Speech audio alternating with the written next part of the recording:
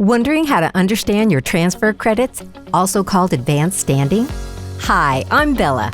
Let's learn where to find and how to interpret your transfer credits. First, you must confirm which courses you received as transfer credits.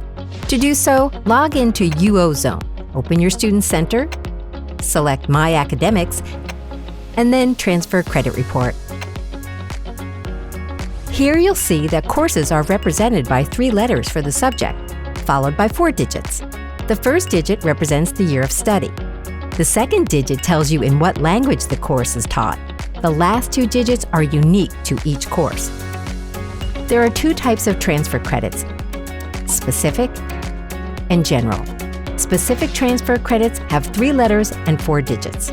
When a course has a code that matches your compulsory or optional course, you can use the course to replace it. If not, it can replace an elective course.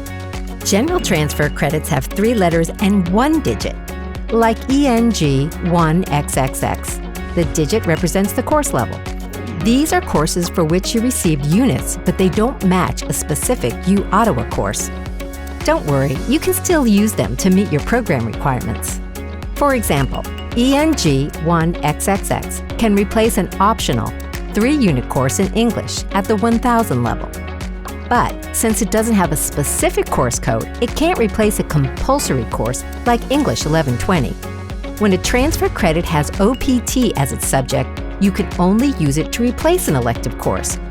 To learn about transfer credits, email us at mentors@uottawa.ca.